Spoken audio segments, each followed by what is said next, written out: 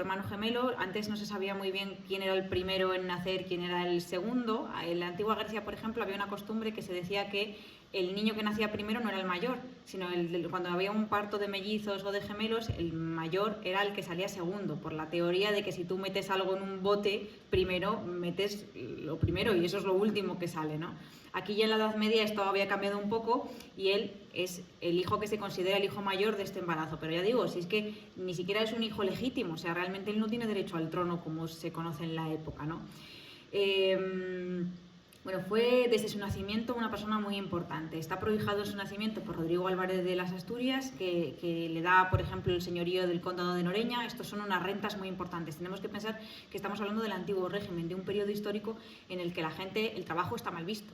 La gente no vive de su trabajo cuando puede, sino que vive de las prebendas, de las rentas, de los señoríos, de los títulos que tienen asociados pues impuestos, gravámenes y demás, ¿no? Lo más importante, ya digo, es que va a fundar la dinastía de los Trastámara, que todos conocemos, y el drama también tiene que ver cuando su padre, cuando él hereda el trono de Castilla, cuando muere de peste Alfonso en 1350 en el asedio de Gibraltar. Bueno, he traído aquí un poco de historia sobre el linaje, pero no me parece que sea realmente importante, salvo decir que todos estos reyes tienen muchos problemas familiares. Ya se ve por el título del fratricida, ya se deduce que la historia de una guerra civil con un hermano o medio hermano, pero realmente es que estos reyes tienen sus amantes, sus matrimonios de conveniencia por diferentes pactos, tienen luego además muchos problemas de relaciones entre la familia y de las bulas papales y de lo que el papa permite, las anulaciones matrimoniales que a veces establecen y no. Y bueno, hay unas relaciones muy complejas, no solamente en este siglo, sino también en la centuria anterior, con las amantes reales, con las mujeres reales, y con la relación entre las madres de los hijos legítimos y de los hijos naturales, que, bueno, aspiran al trono, se lo disputan. Ya digo que todo es muy curioso, tiene muchas anécdotas, salen personajes muy famosos, muy conocidos, pues como María de Padilla, como la Reina Blanca, que tengo por aquí algunas de las fotos.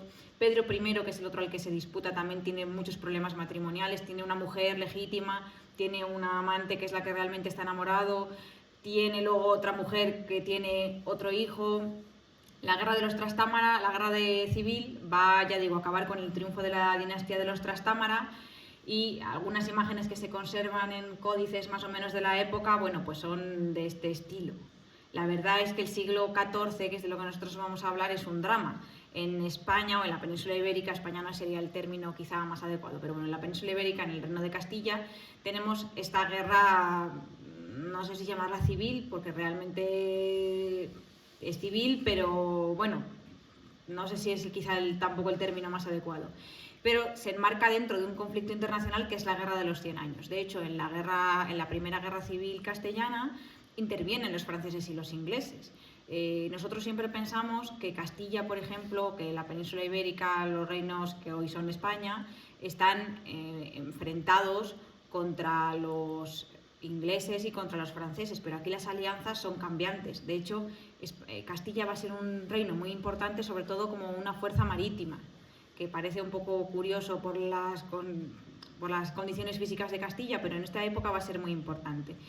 El conflicto secular de toda Europa, que arrastra a toda Europa estas guerras de los 100 años, que realmente duran más de 100 años, aunque no es que combatan los 100 años, claro, son un enfrentamiento entre Francia e Inglaterra y también entre dos sistemas económicos, sociales y religiosos. Inglaterra es un reino en el que fundamentalmente lo que importa es la ganadería y que tiene mucha importancia para ser la proveedora de la lana que se teje en Flandes. Esto también va a dar una burguesía naciente. Y Francia, en cambio, que es el país tradicionalmente más poblado de Europa, es un país que tiene una agricultura floreciente porque tiene un medio, digamos, natural con unas condiciones muy buenas. Tenemos que pensar que la agricultura y las economías agrarias son la base de estas civilizaciones, ¿no?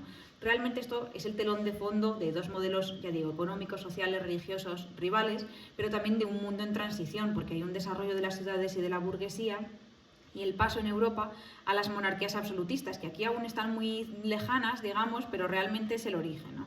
Quizá conozcan este cuadro, que es muy conocido, que se llama El cambista y su mujer, que es de los Países Bajos, y que refleja pues este auge de estos nuevos comerciantes que van a ser muy importantes. Saben ustedes que hay un tema con la usura y que hay unos problemas, digamos, con el comercio, ya digo, con la propia consideración de los trabajadores y de la burguesía esta emergente.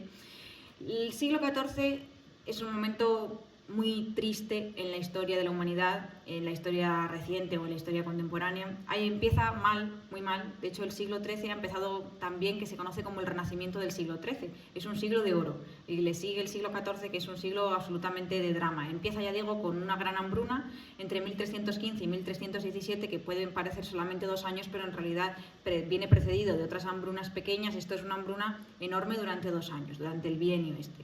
Lo sigue la peste negra, en la que muere el 50% de la población europea, que claro, ya vamos mal. Y además es que el óptimo climático, que es como se denomina los periodos en los que hace mejor, básicamente, y en los que florece la agricultura sobre todo, y la ganadería también, pero sobre todo la agricultura, dio paso a una pequeña edad del hielo. La pequeña edad del hielo dura hasta prácticamente el siglo XIX en Europa. Lo que pasa es que luego vuelve a haber otro periodo de máxima edad del hielo en el siglo XVII, que si se acuerdan es el siglo de oro de España, que coincide con las ruinas de la hacienda, que coincide con también muchas guerras internacionales. Es un contexto un poco similar.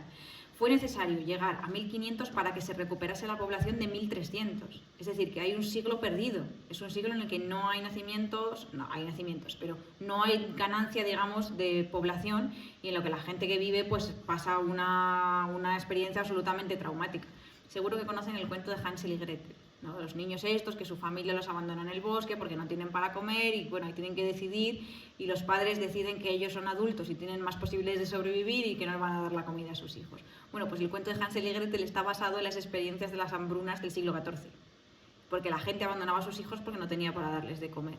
Y no es el origen del cuento de Hansel y Gretel como tal, pero sí que hay otros cuentos que retoman esta tradición, ¿no?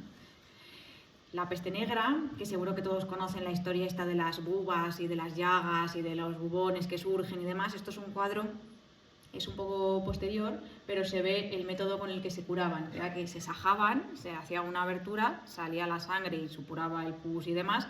Eso, por supuesto, provocaba no solamente infecciones, sino que además se extendiera la infección por todo el cuerpo y te llevaba a la muerte. De hecho, una de las cosas más habituales que se decía en la época de la peste negra era que la gente desayunaba con su familia y cenaba con sus antepasados, porque había muerto. Es que si pillabas una de estas bubas te salían sobre todo en los pliegues del cuerpo, en las ingles, en las axilas, también en el cuello, morías en un día. Empezaban a entrarte sudores, te tenían que meter en la cama, te deshidratabas y en un solo día morías. Moría la mayor parte de la gente así, se contagiaban todos en la familia, ¿no? En la época se llamaban pestilencias. Y la forma más rápida de curar la peste, bueno, nosotros estamos acostumbrados porque hemos tenido una peste hace poco, ¿no? Pero era huye lejos, vete rápido y no cojas nada. Deja todo lo posible, porque todo está contaminado. La peste se extendió, se llamaban pestilencias de la India. Vinieron de Asia, llegaron a Europa y se extendieron sobre todo, por ejemplo, en la península ibérica. Barcelona es el primer lugar donde llegan porque tiene puerto, tiene mucho comercio marítimo con la Corona de Aragón, con la zona de Italia, y llegan a través de los puertos venecianos y de los puertos también otomanos, que saben ustedes que el Imperio turco se le conoce como la Sublime Puerta, porque es la Sublime Puerta a Asia, ¿no? Ya digo que cura no había como tal, había algunas cosas que se intentaban hacer, no tenían éxito porque murió el 50% de la población, entonces, bueno, los remedios eran inexistentes. Este es un mapa de la distribución de la peste negra. Las zonas rojas son las que más incidencia tuvieron, como se puede deducir. Hay otras zonas en las que no es muy fuerte, pero el Mediterráneo, como es la zona de los barcos y es la zona del cruce de Asia, es donde fundamentalmente se va a desarrollar. Y, por ejemplo, en Francia, en Italia, en la península ibérica, pues va a tener muchísima incidencia, ¿no? He traído algunos poemas, algunas imágenes de la época que, claro, la gente está muriendo de forma tan virulenta y están muriendo en tan alto grado y en tan alto número que se dan cuenta. Esto nosotros lo vemos porque vivimos en una sociedad democrática, pero tenemos que pensar que esta gente vivía en una sociedad del antiguo régimen, en la que las diferencias sociales eran brutales y la gente no podía salirse, como si dijéramos, de su clase social o de su estamento, de la forma en la que pertenecía. Todo el mundo aspiraba a ennoblecerse. Seguro que han leído el episodio este del Lazarillo de Tormes, en el que, bueno, Lázaro pasa por diferentes amos, ¿no? Tiene el ciego, que es el primero, pero bueno, tiene diferentes amos, mejores y peores, y con el que más hambre pasa es con el que es el noble. ¿Se acuerdan que el noble sale todos los días, tiene un cajón donde tiene unas migas del pan y sale a la calle y se las espolvorea en casa y sale y se las intenta limpiar para que la gente piense que tienen un gran festín. Y Lázaro ve que pasa un sepelio, ve pasar un funeral y cuando pregunta a la gente qué está pasando, le dicen van a la casa donde nunca se come y donde nada se disfruta. Entonces Lázaro va corriendo a su amo y piensa que le llevan el muerto a su casa y le dicen que no es porque no se coma aquí nunca, sino que van al cementerio. Claro, porque los nobles eran nobles, no se dedicaban a trabajar, eso era indigno. ¿Qué hace la gente que no puede trabajar? Bueno, pues se muere de hambre, se muere en la miseria, pero ellos no lo reconocen, se endeudan, piden prestado, hay muchísimos nobles que se arruinan, ¿no? O que se van a dedicar luego, por ejemplo, pues a la trata de esclavos. En este momento hay esclavos en la península ibérica, aunque normalmente se dice que no, los hay. No es una ocupación de los nobles, pero por ejemplo en el siglo XIX la mayor parte de las fortunas de la península ibérica es gente arruinada y se dedican a la trata de esclavos. Ya digo que la muerte es la gran igualadora, es la única cosa que todo el mundo vive por igual. Entonces, en este siglo XIV, con toda la gente que está muriendo, se dan cuenta de que no hay nadie que se salve. Y empieza a haber muchas representaciones como estas, que son muy macabras. La danza de la muerte, llegará a todos, a todo el mundo llegará, nunca sabes cuándo te puede pasar, tampoco tiene mucho sentido pensar mucho en la vida o pensar mucho en la muerte porque todos vamos a morir probablemente mañana, ¿no? Da igual que seamos buenos, que seamos malos. Estas imágenes de la muerte llega igual al noble, al clérigo, al seglar, a la mujer, que es una concepción, ya digo, muy igualitaria, que se activa sobre todo en el siglo XIV, que para nosotros es muy evidente, pero para la gente del siglo XIV no lo es. Luego también hay una gran crisis social. Por ejemplo, una de las cosas que más se ve son los disciplinantes. Estas eran procesiones de gente que se iba latigando.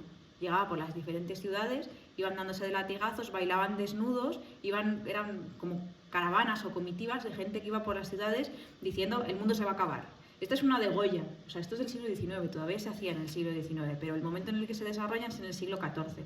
O sea, imaginémonos esto, la gente está muriéndose todo el rato, hay hambrunas, llegan estas procesiones macabrísimas a las ciudades, ¿no? Tenemos esa noción de que puedes morirte mañana, o sea, que realmente es que te aparece una buba por la noche y al día siguiente estás muerto. Entonces, es un mundo terrible. Seguro que también le suena el de Camerón. El de Camerón son unos jóvenes que escapan de la peste y se reúnen a contarse historias en una villa en Italia, ¿no? Tiene también mucha relación con la Divina Comedia. La Divina Comedia trata sobre la vida después de la muerte y sobre el cielo y sobre el infierno, ¿no? Seguro que también le suena el tópico latino, que es un tópico clásico, es de Horacio, del siglo I, poeta latino, Carpe diem, ¿no? Esto es una cosa que se empieza a extender en la época, que era algo que quizá en el siglo XIII o en el siglo XII no estaba muy extendido. Y esto también supone que la gente tiene menos dinero y que los malos usos señoriales se extienden y hay revueltas del campesinado. Lo que yo decía de la concepción igualadora de la vida y de la muerte se extiende a vamos a protestar por nuestra situación, que era algo que, ya digo, a nosotros nos parece muy evidente, pero en el siglo XIV, imaginémoslo, esto es un anacronismo, pero imaginémoslo, o sea, voy a permitir la licencia, imaginemos que la gente hace una huelga. Claro, pues en el siglo XIV la gente no hacía huelgas. Cuando había motines o cuando había algunos problemas eran normalmente lo que se llamaban motines del pan, que siguen existiendo hasta los años 20. Por ejemplo, en España se siguen dando hasta la dictadura de Primo de Rivera. Y era porque el ingrediente principal de la dieta eran los cereales. Cuando no había pan, cuando no había gachas, cuando no había cereales, cuando no había trigo, centeno sobre todo, pues la gente protestaba y pedía cosas al rey.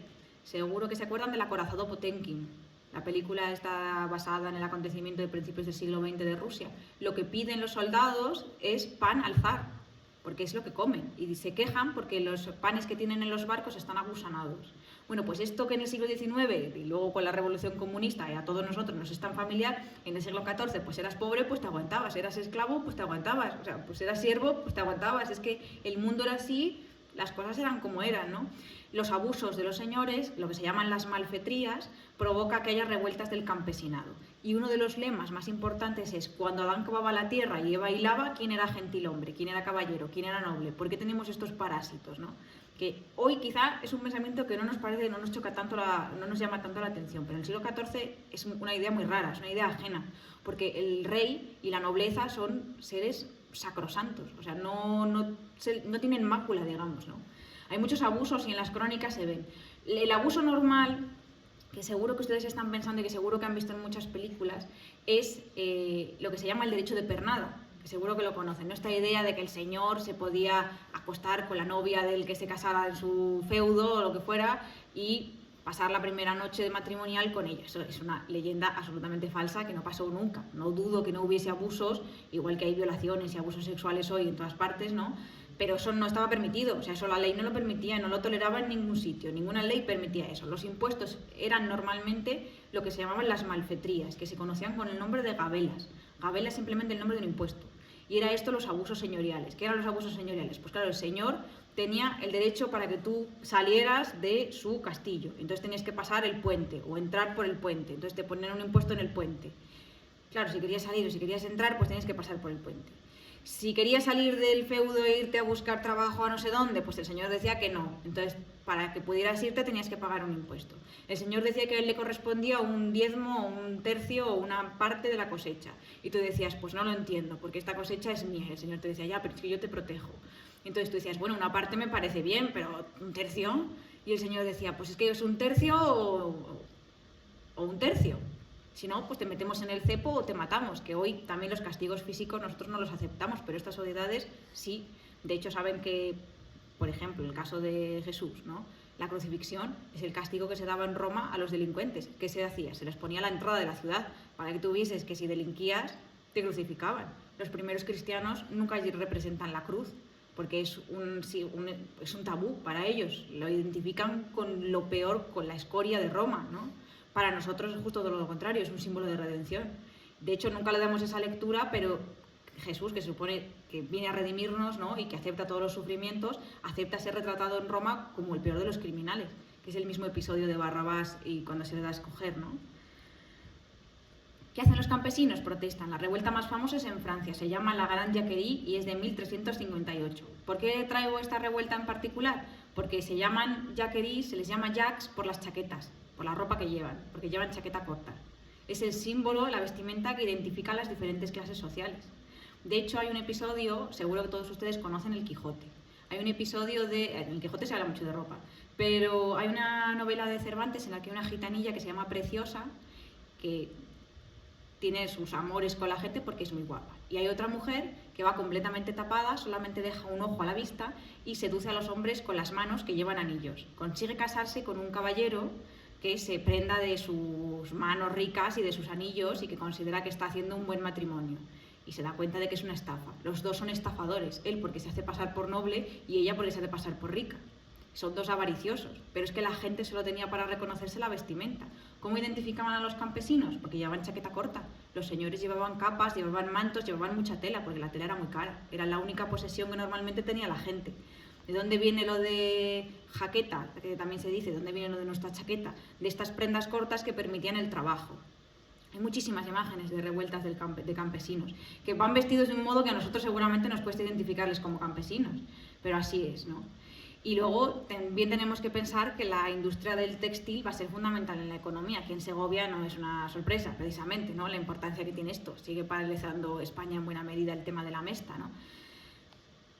Pero en muchas partes del mundo va a ser una cuestión muy importante. Lo hemos visto en Francia, lo hemos visto en Inglaterra y también lo hemos visto en el tema de Oriente y de Asia. En el siglo XIV ya no hay cruzadas.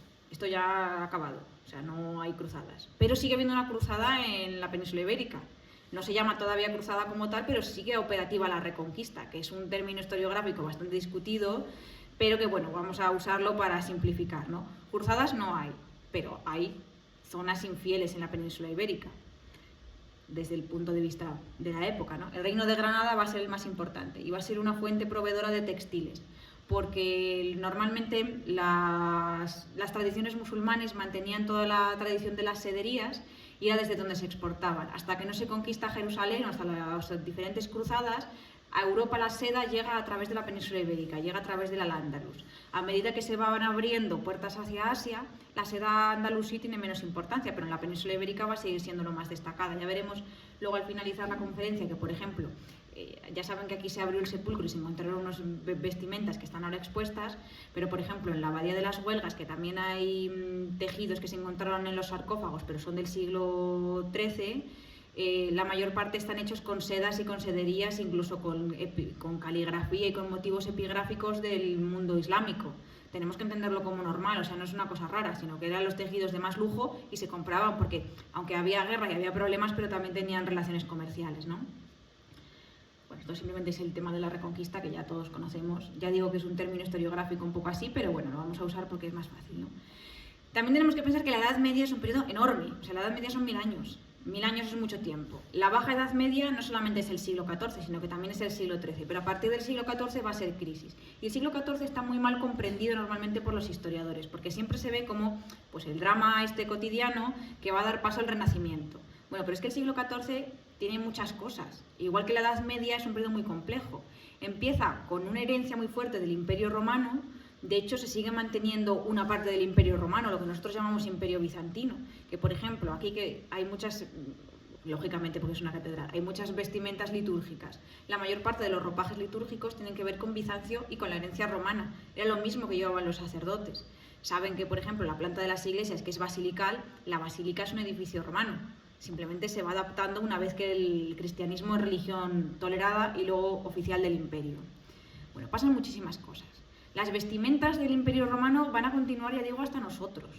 O sea, nosotros las llevamos de otra manera, pero siguen existiendo. Y sobre todo en la Edad Media, las túnicas siguen siendo muy importantes. ¿Cuándo va a cambiar? Pues a partir del siglo XIV, a partir de finales del siglo XIII y sobre todo a partir del siglo XV. Estas son las catacumbas, que son los primeros lugares de los cristianos. Los primeros cristianos en Roma viven en la tradición romana, entonces visten con las togas y con las túnicas, y esto se va a mantener durante la mayor parte de los siglos de la Edad Media. También hay en el siglo XIV un elemento muy importante con el que nosotros también estamos familiarizados, sobre todo por los reyes católicos y demás, que no es el origen de los reyes católicos y tampoco es el origen de la península ibérica, que es el antisemitismo. El antisemitismo va a ser continuo en la historia de la humanidad, si se quiere, pero en el siglo XIV cobra especial relevancia. Y una de las formas de antisemitismo va a ser la identificación de los judíos con la ropa, porque la gente viste lo que es. Entonces, el tema de la vestimenta es fundamental, ¿vale? Esto es muy posterior, o un poco posterior, esto es del siglo XV, ya una vez establecida la Inquisición con los reyes católicos, es un auto de fe y aquí se ven a los judíos vestidos de judíos, a los cristianos vestidos de cristianos, a los ricos vestidos de ricos, a los pobres vestidos de pobres, a los sacerdotes vestidos de sacerdotes y a la población civil pues vestida de población civil, que nosotros es algo que nunca pensamos, pero todos nosotros vamos vestidos de una determinada manera para explicar a los demás quiénes somos, sea por nuestra profesión, sea por nuestro carácter, sea por nuestra posición económica, por nuestros gustos, por el motivo que sea. Eso lo hacemos nosotros que vivimos en un mundo democrático. La gente que vivía en el antiguo régimen en el siglo XIV lo hacía porque esa era la forma del mundo y así eran las cosas, ¿no? El siglo XIV también normalmente se considera como un antecesor de la imprenta, del Renacimiento, de todas las cosas que van a llegar en el siglo XV, ¿no? Este, por ejemplo, es el edicto de expulsión de los judíos y los judíos y las judías de la península ibérica del Reino de Castilla. También nosotros conocemos el siglo XV con el descubrimiento de América, con los viajes transatlánticos de Colón y demás. Pero yo digo que es un siglo que está muy mal conocido. A mí me gustaría hablar muy brevemente de unos libros que me parecen muy importantes sobre vivir en el siglo XIV. Uno es este de Huizinga, que se llama El otoño de la Edad Media. Lo que dice es, básicamente, no se puede ver el siglo XIV como simplemente algo que va a estar ahí antes del Renacimiento. O sea, el siglo XIV es un siglo como todos y tiene muchas cosas particulares. La peste negra, las grandes hambrunas, las revueltas campesinas. Es un siglo que no se puede entender como luego vino el siglo XV. No es luego vino el siglo XV. El siglo XIV, la gente que vivía en el siglo XIV no sabía que luego iba a venir la gente del siglo XV y iba a venir el Renacimiento. Entonces no hay que verlo simplemente como el adelanto del Renacimiento. Otra obra que me parece muy importante, La invención de la Edad Media. La invención de la Edad Media es una obra que intenta decir que la Edad Media siempre se ha considerado un periodo oscuro. Ese tópico tiene que superarse. El ejemplo que se pone siempre es el gótico. Se dice, pero ¿cómo va a ser la Edad Media un mundo oscuro si el gótico es la luz? Es en esencia, ¿no? Bueno, simplemente traigo un poco del índice para hablar sobre este tema porque este historiador dice es que la Edad Media quizá es una impostura. O sea, nosotros tenemos una visión de la Edad Media que ya se ha perdido para siempre lo que realmente ocurría en la Edad Media. La Edad Media es un fantasma vivo, la Edad Media es la génesis del mito del Renacimiento, hay unas ideas heredadas sobre el Renacimiento. El feudalismo, que nosotros sabemos que es estos señores que dan protección a sus vasallos, pues también es un mito con ideas como esto del derecho de pernada que nunca pasó. Y luego la Edad Media se ha entendido frente a otros periodos de la historia, como la Revolución Francesa, las revoluciones liberales o frente a la Antigüedad, que siempre está como muy idealizada. Y se habla también, por ejemplo, de los siervos, se habla de que si eran casi esclavos, no se dice o se dice todo el tiempo que hay solamente esclavitud. Se dice que las ciudades y el campo están enfrentados. Eso es como decir hoy que las ciudades y el campo están enfrentados. Las ciudades son las ciudades y el campo es el campo. Y tienen sus problemas, pero en el siglo XIV, en el siglo XIII y hoy, como todo el tiempo, ¿no? Hay muchísimas leyendas también en la Edad Media. La de la Inquisición, que va a ser con los reyes católicos, cuando se instaure en la península ibérica, en el reino de Castilla y también en el reino de Aragón, como un instrumento para unir los reinos bajo la fe, porque saben que la reina Isabel reinaba en Castilla y el rey Fernando reinaba en Aragón, aunque está el mito este de tanto monta tanto, bueno, realmente no compartían los reinados, ¿no? Cada uno tenía su autonomía. Pues es que hay muchísimas leyendas, pero muchísimas. Y también hay muchísimas leyendas sobre, por ejemplo, las diferentes herejías. La Edad Media en general se ve como esto, es una edición de los libros de Edward Gibbon, un historiador británico, sobre la decadencia del Imperio Romano, que se entiende que Roma pues empezó en la República y era lo más importante, y luego llegó el primer emperador, que fue Augusto, no Julio César, fue la extensión del Imperio Romano, y a partir del siglo III o del siglo IV pues todo fue decadencia. Bueno, pues quizás si se ve desde el punto de vista imperialista o desde el punto de vista de la extensión o desde el punto de vista de los pactos, pero la Roma del siglo III es tan importante como la Roma del siglo I, como la Roma del siglo I a.C. Nosotros es que todo lo vemos a posteriori, pero es que a posteriori la gente no sabe que vivía o que iba a haber 1500 años, ¿no? Nosotros tenemos una idea del tiempo muy absurda. Por ejemplo, siempre pongo este ejemplo, pensamos que Cleopatra y la gente que construyó las pirámides son los mismos. Cleopatra está más cerca de nosotros que de la gente que construyó las pirámides. Pero esto nosotros nunca lo vemos así. Entonces, estas cosas son muy importantes cuando se estudia la historia. Y quería traer también este libro, que es de un historiador alemán, que es experto en la filosofía de la historia, que se llama Historia, Historia, en España no se entiende, pero es historiografía e historia. Lo que dice es que la historia hoy, en el siglo XIX, después del romanticismo y de las revoluciones liberales, es una historia política. Entonces, todo se entiende desde la revolución liberal. Y todo se entiende desde el primer estado, el segundo estado, el tercer estado, que es lo que se va a dinamitar en el Jeu de Paume, en 1789 en Francia. Y se entiende, de hecho, Francia, por ejemplo, casi todo lo que se ha hecho en el siglo XX, la Escuela de los Anales, que es una escuela historiográfica muy importante, es marxista, o tiene conexiones con el marxismo. El siglo XIV no tiene nada marxista, evidentemente, pero se entiende así. O el siglo XIV se entiende como un precedente del Renacimiento, como un precedente de las revoluciones lo del siglo XIV es el siglo XIV, el siglo XVIII es el siglo XVIII, no tiene que ver. ¿Por qué nunca pensamos que la Revolución Francesa con la guillotina es el antecedente de Auschwitz? Pues porque pensamos lo que pensamos porque estamos acostumbrados a pensarlo.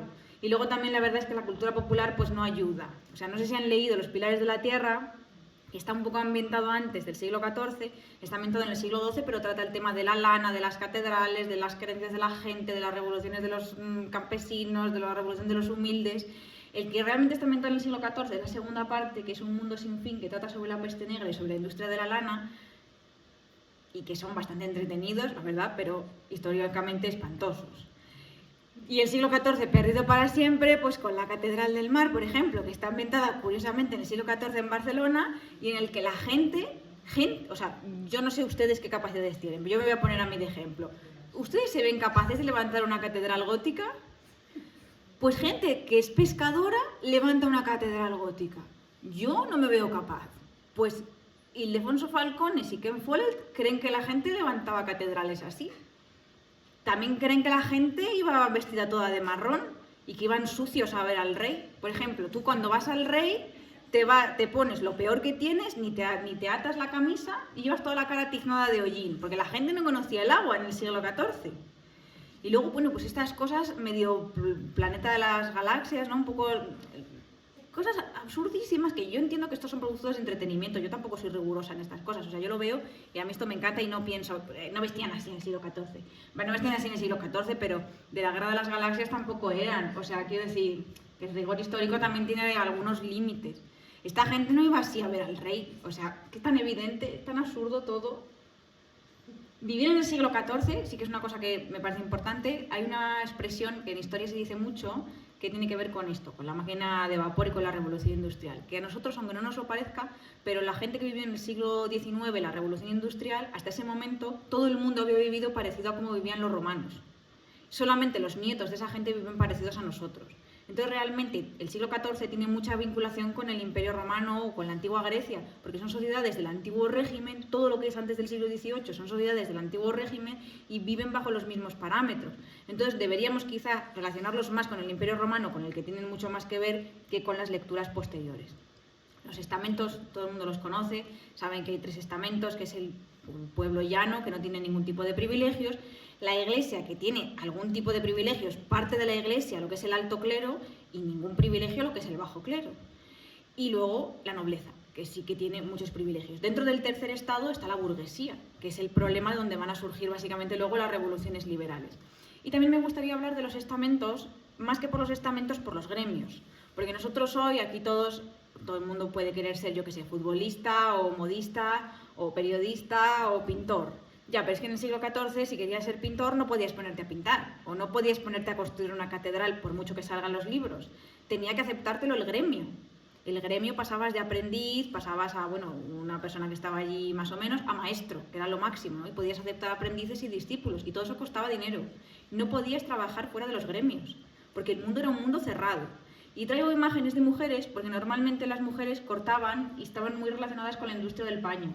Que siempre se piensa en los gremios como los hombres, o se piensa, por ejemplo, en las catedrales con los canteros. Aquí en el claustro hay alguna marca de cantería, pero las mujeres también participaban en los gremios, estaban muy relacionadas con el textil. Eso sí, todas las sociedades del antiguo régimen son básicamente agrícolas, también ganaderas. La mesta es muy importante, la mesta cada vez es más importante también a partir del siglo XIV, sobre todo con la dinastía de los Trastámara, porque las cabezas de ganado se pueden contar y las espigas no. Ese es el motivo por el que los reyes católicos, sobre todo, pero todos los Trastámara, privilegian a la industria de la lana. Es muy fácil contar ovejas. No es tan fácil contar el rendimiento de un campo, porque tendrías que estar todo el tiempo sabiendo cuánto salen, cuántas semillas guardan para el año que viene, bueno, un montón de cosas que son muy complejas, ¿no? He traído algunas imágenes de este libro iluminado sobre la sociedad agrícola, la sociedad ganadera y sobre los ritmos del campo, ¿no? Casi toda la sociedad, casi todo el mundo, casi toda la vida se organizaba a través de las estaciones y de los ritmos de la producción agrícola, y casi todos los meses pues el mundo se dividía en invierno y en verano, básicamente en invierno, otoño, los meses de frío, primavera, verano, los meses en los que había cosas, los meses en los que había guerra, los meses en los que se cultivaba, mientras que en invierno pues no había guerra porque nadie combate en el frío. Eso son cosas de la Segunda Guerra Mundial o incluso de Napoleón, de esto es reciente. La gente no combatía cuando hacía mucho frío, no tiene sentido, no tiene ningún tipo de sentido. Las guerras tampoco son como las guerras que nosotros conocemos, eran guerras en las que había 300 personas que participaban. O sea, la Guerra de los 100 años, por ejemplo, las diferentes contingentes que han visto las películas estas de Juana de Arco, pues son compañías de 50, de 100 soldados. Igual se reúnen 2.000 soldados, pero no 200.000 y no hay, no sé, 1 millón de bajas, como puede tener la Guerra de Vietnam, o casi 1 millón como tienen los españoles en Cuba, en la Guerra de 1898. El calendario se marca por las estaciones, por el tiempo, por las jornadas de día y de sol. La gente no gasta dinero en iluminarse, o sea, tú vives según las horas de sol que hay. No es lo mismo en invierno que en verano, no es lo mismo la paz que la guerra, y no es lo mismo los meses en los que hay más trabajo que los que no los hay.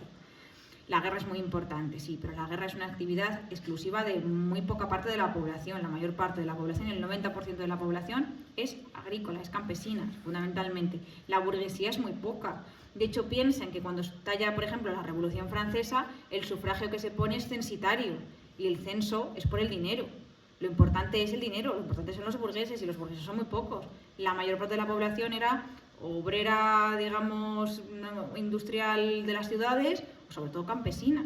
España, hasta la guerra civil, es una sociedad básicamente rural, que no conoce tampoco, por ejemplo, el consumo. La gente conoce el consumo en la guerra civil en España, que empiezan a llegar los soldados de sus pueblos y demás. Por ejemplo, en la ciudad universitaria, que se ha estudiado por un arqueólogo que se llama Alfredo González de Ruibal, que es del CSIC, es cuando la gente empieza a descubrir que hay latas de conserva, por ejemplo, que no tiene que reparar las botellas de cristal, porque la semana que viene un camión con otras botellas de Jerez, de Domecq o de Osborne, según la zona que sea, si es bando nacional o si es zona republicana, que les van a volver a dar pues perfume, chocolate, cigarrillos, unas alpargatas, uniformes y demás. Eso no pasaba en el antiguo régimen. El mundo era pues pocas pertenencias, pocas cosas, agrícola, una jornada muy dura, se vive con el sol y las comidas no son esto. O sea, esta es nuestra idea de los banquetes, los señores estos que tiran los huesos a los perros, que comen mucha caza, que cazan y demás. Bueno, la caza era una actividad para los nobles, solo para la gente muy rica. Los pobres no hacían estas cosas. También los dibujos dan pistas por la ropa. La gente comía pan. Pan, los que tenían dinero para pan. Y pan de centeno, porque el trigo, el pan blanco, no se comía. No se comía porque era muy caro. Por ejemplo, los barcos que fueron a América solamente tenían derecho a comer pan blanco, bizcochos, que era lo que en realidad comían, bizcocho blanco, los mandos. La marinería comía pan de centeno, y el centeno era el cereal más importante. La cebada también, que no solamente se hacía pan con ella, sino cerveza, que no se bebía como una bebida alcohólica, la fermentación no estaba controlada en el siglo XIV ni hasta el siglo XVIII. Y tenía poco alcohol y normalmente se aguaba o tenía poca fuerza. Y se tomaba como comida, básicamente, como el vino caliente. La distribución, por ejemplo, de las raciones de cebada viene de Lagash, de Mesopotamia, porque era la base de la población y lo fue hasta el siglo XX. Las gachas era lo que más se comía, que se mezclaba pan o cereales con leche. Y normalmente lo que la mayor parte de la gente comía eran gachas aguadas, que se llamaban gruel, que son muy típicas. Estas son, por ejemplo, un plato chino que lleva como arroz y eso, que sigue siendo muy típico en China. Aquí no, porque ya hace mucho tiempo que tenemos sociedades de consumo. El pan se desarrolla sobre todo a partir de la Edad Media. Y saben ustedes que había la historia, el franquismo también, por ejemplo, con el extraperlo, de la gente, el ladrón del pueblo, siempre era o el molinero o el panadero. Porque la alimentación de la gente era pan, no carne, no otras cosas. Y uno de los trabajos más importantes asociados con el pan es la molienda, que siempre es una tarea femenina. Desde el Neolítico es una tarea de mujeres. ¿Cuándo se sustituye por una fuerza? Pues a partir del siglo XIV, fundamentalmente, cuando llegan los molinos de viento que se extienden. Por eso Don Quijote se sorprende cuando ve los molinos, porque en el siglo XVII solamente llevan 3 siglos. O sea, a nosotros los molinos nos parecen evidentes. Había mucha gente que nunca había visto un molino en el siglo XVII, no en La Mancha, que sí que había, pero bueno, las primeras leyes, por ejemplo, sobre la panificación son del siglo XIV. Luego, también era muy importante el vino. Este es un monje que está aquí bebiendo del vino, porque normalmente los monjes tenían la posibilidad de hacer vino porque lo usaban para la misa. De hecho, seguro que conocen ustedes las botellas de champán Dom Perignon son los monjes.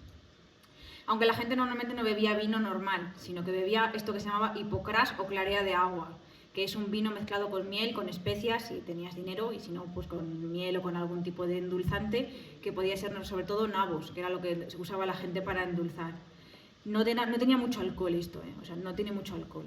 Y lo que comía la gente luego también era fruta, ajos, cebolla, sobre todo, huevos en algunos casos, queso poco, leche solamente los enfermos, y sobre todo comían habas, garbanzos y algunas verduras como zanahorias, coles y demás. La carne, la mayor parte de la población nunca la comía, y el pescado era raro. Se comía por los nobles en los tiempos en los que no había que comerlo porque había abstinencia o algún tipo de ayuno. Y las especias, que esto siempre se dice de la Edad Media, de la gente es que echaba especias para disimular que la comida estaba podrida.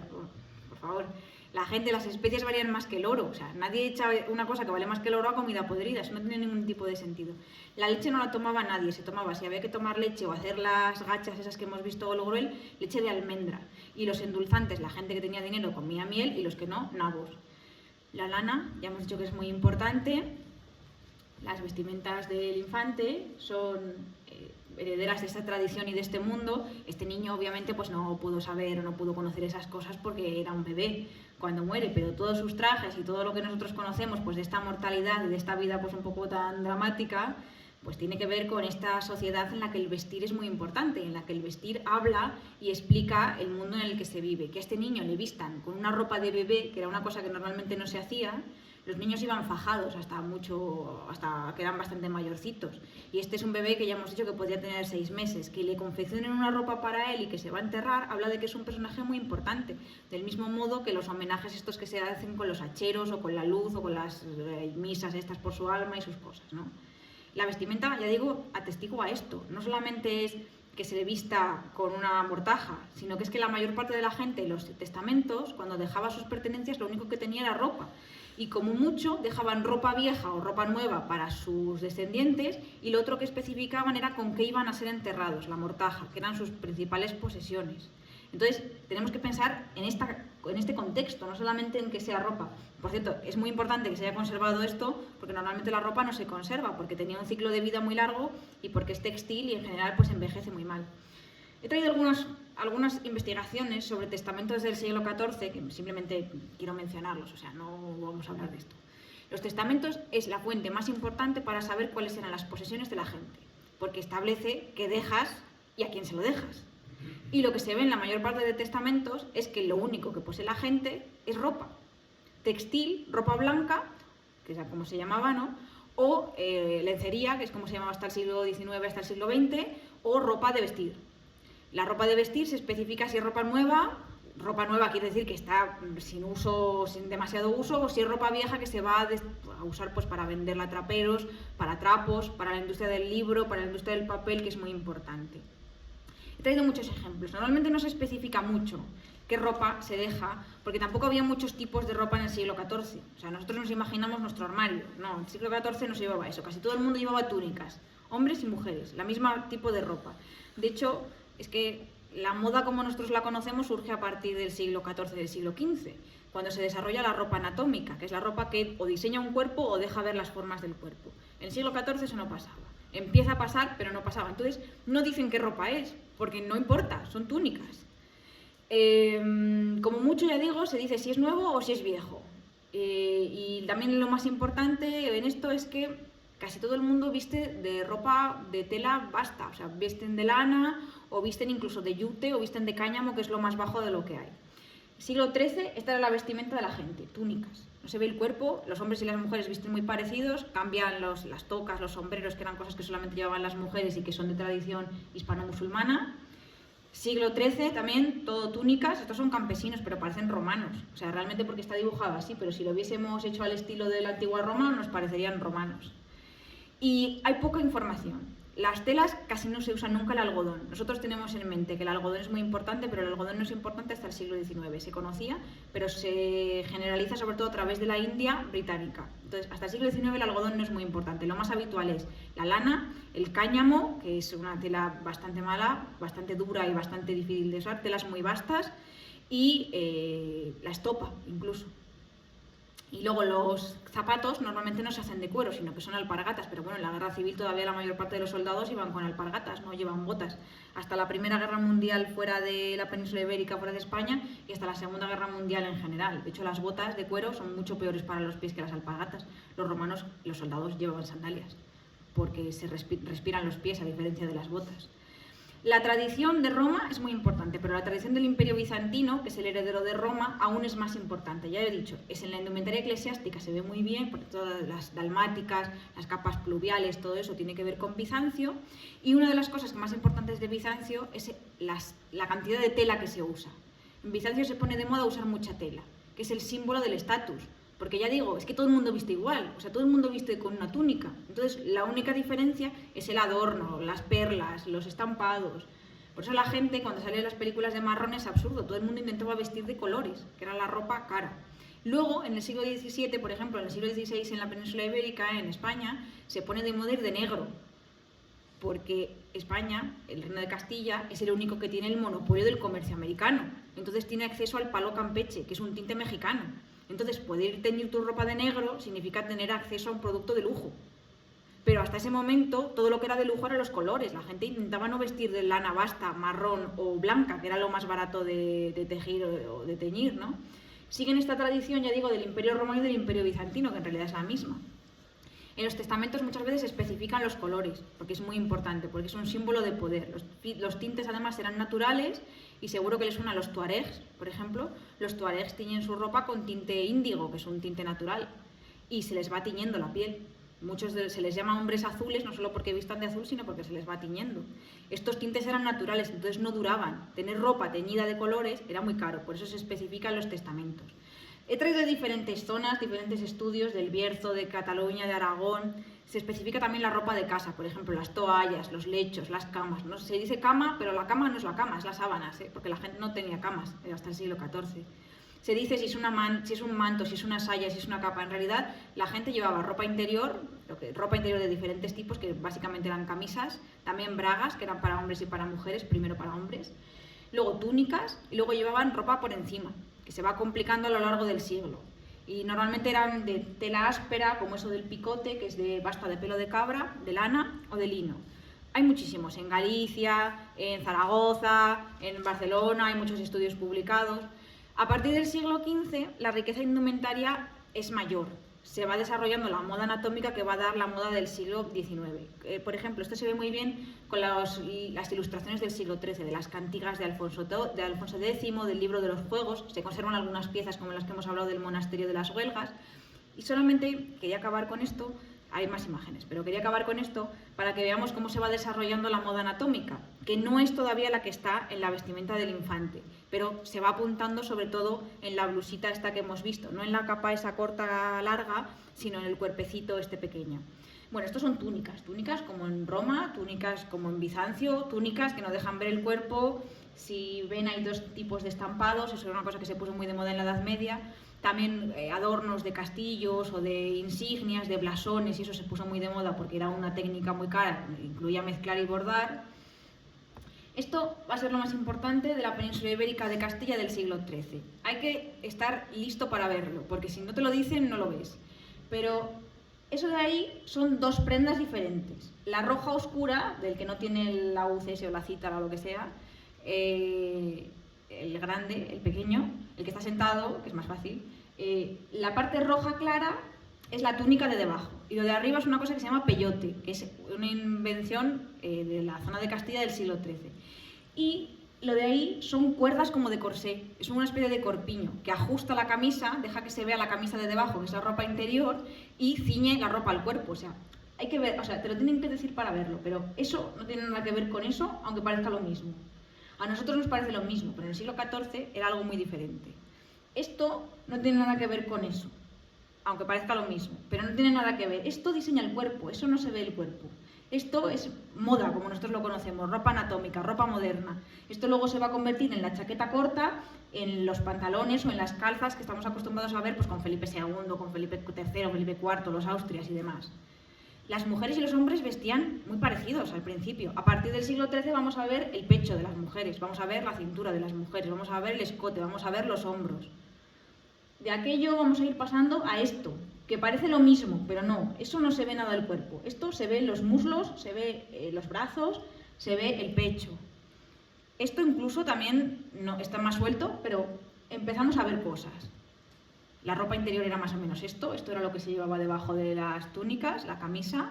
Todo el mundo vestía igual, fuesen delincuentes, fuesen sacerdotes, fuesen campesinos, que son nobles, fuesen, ya digo, hay diferencias por supuesto, y de hecho la ropa de los sacerdotes va a permanecer siendo del antiguo régimen, ¿no? O sea, va a ser ropa no anatómica.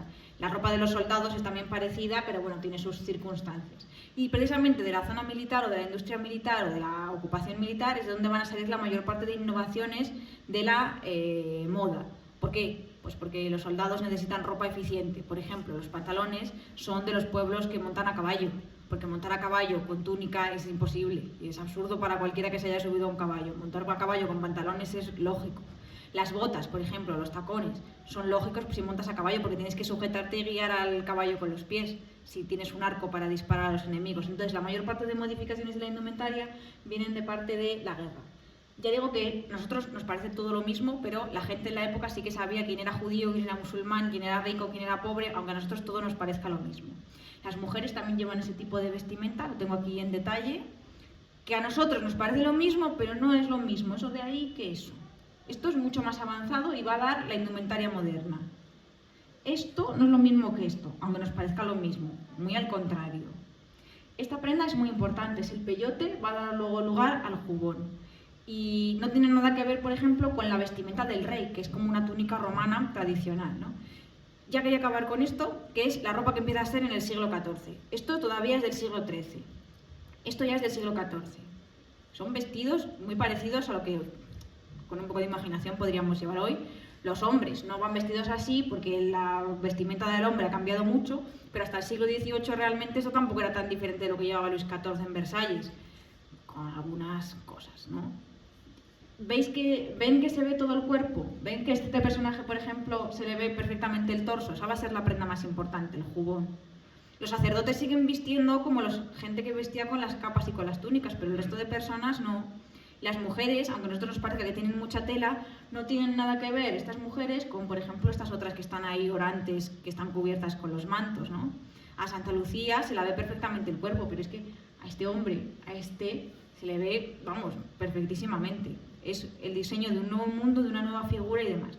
Y el ejemplo que siempre se menciona de la ropa conservada es el de los sepulcros del Panteón Real de Santa María la Real de las Huelgas, que también es un panteón real que es muy importante creado sobre todo por esta casa de los Plantagenet, que eran británicos, eran ingleses y estuvieron muy relacionados con la familia real castellana. Hay muchísimos estudios, muchísimos. Hace poco se defendió una tesis doctoral sobre ellos, pero también hay trabajos pues, de 20, 30 páginas con estudios parciales. Yo he traído solamente la prenda esta que me parece más importante porque va a dar inicio a la moda anatómica, que es el peyote del rey Enrique I, que se encontró en una tumba, pero lo que yo quería decir realmente era que esto no tiene nada que ver con, a ver si consigo volver a la imagen que yo quiero, con lo que hemos visto, que hemos encontrado, que bueno, yo no he encontrado nada, por supuesto, pero con este tipo de figuras, ahora no sé ponerlo en grande, pero así se tienen que fiar de mí, con este tipo de creaciones. O sea, esto es como del siglo XIII o del antiguo, y esto es un mundo nuevo, el mundo del siglo XIV. Es un mundo muy difícil, con muchas particularidades, y todos estos cambios que hemos visto se ven en el paso de esto a esto. Y todo esto lo podemos ver con la tumba de un niño pequeño absolutamente insignificante para la historia, pero que permite adentrarnos en el mundo del siglo XIV de una manera que quizá nunca habíamos pensado. Y bueno, yo eso era lo que quería contarles, espero que les haya gustado, y bueno, muchas gracias por venir.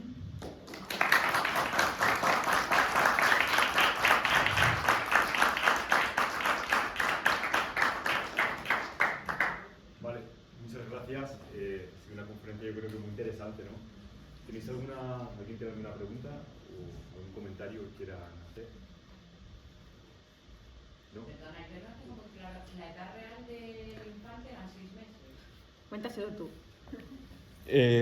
La edad real del infante, según el estudio antropológico que se hizo, es de entre 9 meses y año y medio. ¿Y por qué está representado como mayor? Bueno, pues porque ocupaba todo lo que es la tapa del sepulcro y porque se podría ver a nivel de vestimenta cómo sería el niño en una edad más avanzada, ¿no? Si no me equivoco. Yo creo que el motivo fundamental es porque hasta el Renacimiento no importa la cara de la gente, ni el retrato. De hecho, los retratos se generalizan con el Renacimiento, con la galería de los retratos y de los antepasados, que era una costumbre que venía del Imperio Romano, con una cosa que se llamaban las imágenes maiorum, que eran bustos de cera de los antepasados que se hacían como mascarillas funerarias y que se rendían culto en altares domésticos para los lares y los manes y los penates, que eran los dioses del hogar. Pero los más importantes eran los manes, que eran los antepasados, y a los que el cabeza de familia en Roma rendía homenaje. Y era importante para la familia tener la imagen, pero para nadie más. De hecho, la mayor parte de emperadores sé que les van cambiando los nombres de las peanas, o sea, da igual, no importa si César se parece a César, lo que importa es que es la imagen del César. Porque no nos importa si Augusto es como Augusto, sino lo que importa es que es Augusto y que la gente entienda que ese señor es Augusto, ¿no? Hasta el siglo XV no hay una noción de fijar la imagen de la gente para la posteridad. De hecho, la mayor parte de reyes son imaginados, no conocemos sus verdaderos rostros. Por ejemplo, todavía Carlos V, cuando retrata a su mujer, cuando retrata a la emperatriz, aunque no es emperatriz, pero a la que él llama la emperatriz, ¿no? A Isabel de Portugal, la madre de Felipe II, los retratos que se conservan, ninguno es real. Son rostros a lo divino, que era como se llamaban en la época. El retrato se generaliza con el Renacimiento. Entonces, seguramente cuando hacen el infante, ellos saben que los sepulcros estándar son de esa medida. Da igual que sea un niño de más edad, porque no se está representando a este niño en concreto. Si en la cara del niño da lo mismo, si es que el rey tampoco se representa en efigie, si es que la moneda ni siquiera pretende ser el retrato del rey. Lo que importa es el nombre. Y al infante yo pienso que le pasa eso mismo. Seguramente todos los sepulcros miden lo mismo. Todas las cosas que se compraban en Roma tienen las mismas dimensiones. Podían haber representado a un bebé, pero no tiene sentido porque a ellos les da igual. No tienen la noción de vamos a conservar su cara, vamos a conservar su no sé qué. Por eso, por ejemplo, cuando se desarrolla la fotografía, la gente está asustada o hay gente que se asusta porque piensa que le roba el alma, ¿no? Porque la imagen personal del rostro es algo muy importante que nosotros con internet, con la fotografía, no tenemos ese valor. Pero solamente se da a partir de un momento determinado y no se da a partir de otro. A nadie le importa cuál es el verdadero rostro de Cleopatra. Por eso no se conoce la cara de Cleopatra, porque a nadie le importaba. Yo creo que es por eso. ¿Y el niño que tiene solo la túnica o tiene debajo también ropa interior? La ropa que hay, digo. Yo creo que solo encontraron esto, ¿no? Solo eso. Solo esto. Y por ejemplo, los de las huelgas, puede ser que le enterraran con más cosas. Lo que pasa es que seguramente la ropa interior, si le enterraron con ropa interior, sería de lienzo. Y probablemente se haya deshecho más que esto, que está muy reconstruido. Porque yo creo que toda esa parte es nueva, ¿no? O sea, toda la parte que no tiene estampado es reconstrucción, ¿no? Entonces, claro, de esto queda poco. Yo no creo que el lienzo lo enterraran con lienzo, porque no se ve, eso nunca se iba a abrir. Pero puede ser que se ha perdido. Es muy difícil que se conserve estas cosas. ¿Ya La ropa. podemos pasar a verlo o no? Sí, está aquí. Si quieren verlo, hay un lado de la vitrina y si se meten así pegadito a la pared desde donde está hecha la foto se ve la espalda, que es lo que más se conserva con el tejido moderno. No sé si lo he puesto, no, creo que no. No he puesto la de por atrás, ¿verdad? No. Pero es la parte de arriba y la parte de atrás donde se ha hecho un soporte. Sí. Ahí se ve un poquito pero el otro no se ve nada. Si se fijan en el Sí.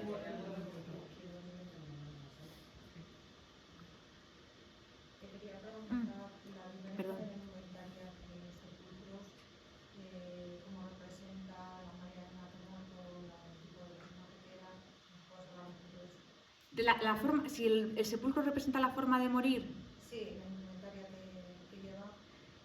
hay de todo. O sea, en esta época normalmente lo que más importa de los sepulcros es que te quede claro quién es esta gente, no la cara, que no, a partir del Renacimiento sí que se talla, pero la indumentaria sí. Pero la gente normalmente se retrataba con indumentaria, por ejemplo, de cofradías o de hermandades o de cosas relacionadas con la religión, porque claro, se suponía que tú ya estabas en la vida de ultratumba, entonces hay mucha gente que está representado, por ejemplo, como Velázquez o como Lope de Vega, que se conservan muy posterior, pero que se conservan retratos. Lope de Vega vestida con las vestimentas, fue sacerdote, con las vestimentas de la Orden de Malta, y Velázquez, que era un civil laico, vestido con la Cruz de San Andrés. Porque normalmente se entiende que ya estás en otra vida y no te vistes con tus ropas de lujo.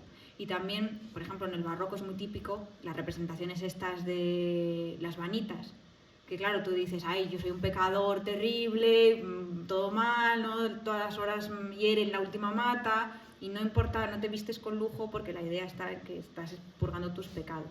Entonces, las tipologías funerarias yo creo que son un poco diferentes, pero tenemos aquí una experta en cosas funerarias y no sé por qué estoy hablando yo cuando tenemos aquí a Mercedes, que nos lo puede contar. Mercedes. Bueno, a ver, yo creo que con respecto al infante, ¿no? Que como bien decía Ana, el padre nunca se refiere a su hijo como infante. Es algo que en el siglo XVI, cuando se hace el traslado del cuerpo, es cuando realmente se le comienza a denominar como infante. ¿Y por qué se le representa así, ¿no? Y enlazando un poco también con lo que plantea Eva. No hay un punto, hay que entender que en la Edad Media no hay puntos a la muerte a los bebés, porque el bebé en su corta vida no ha ido a luchar contra el moro, no ha participado en la reconquista, no ha tenido ningún tipo de mérito, no ha realizado ningún tipo de mérito en la vida digna, ¿no? De luego de resaltar. Sin embargo, la tumba la hay que relacionar también con el privilegio rodado, que dice el rey, que dice su padre, que aporta también muchísima información para poder comprender el sepulcro. Son dos elementos que quizás es lo único objetivo que conservamos, la tumba y el privilegio rodado. Y ese privilegio rodado es uno de los primeros documentos que va a salir de la Chancillería de Valladolid.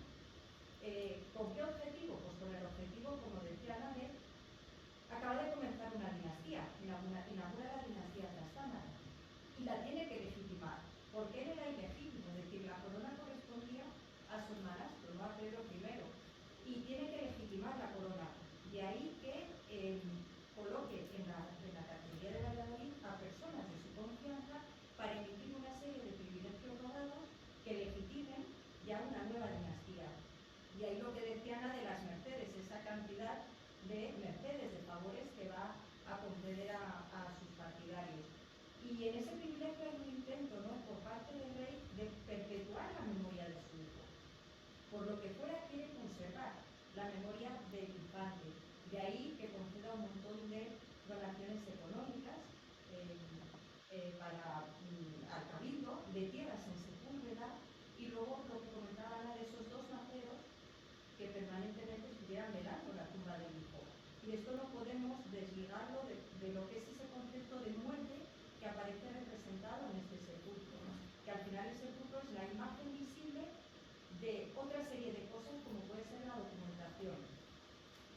Y el hecho de representar, y enlazo con lo que planteaba Eva, de representar a un niño de unos 10 o 12 años, hay una intención muy clara de mantener viva la memoria, ¿no? Además, simbólicamente, con la espada, que es simbólico, ¿no? De un noble, el lugar donde estaba el sepulcro, que tampoco podemos, que estaba en medio del coro, en la antigua catedral, claro, que es un lugar privilegiado. No estaba enterrado en el trascoro o en cualquier lápida, no, en medio del coro.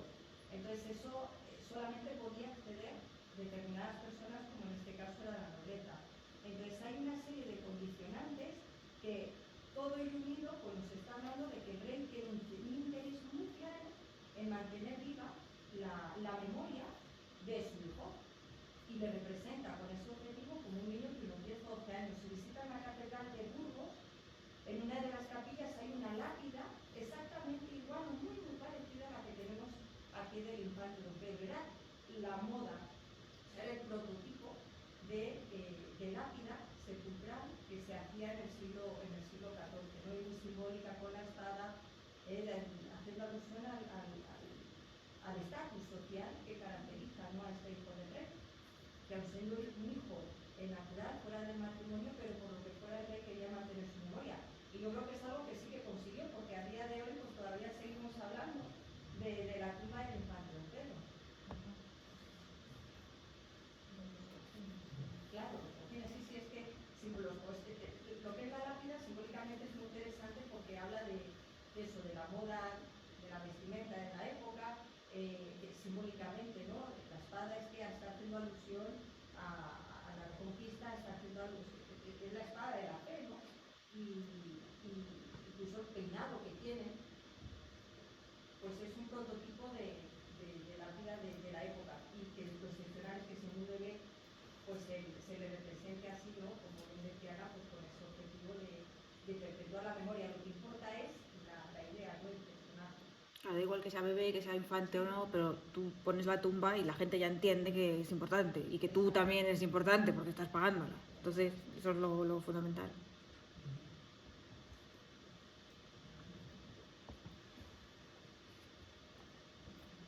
Sí, lo veo con él.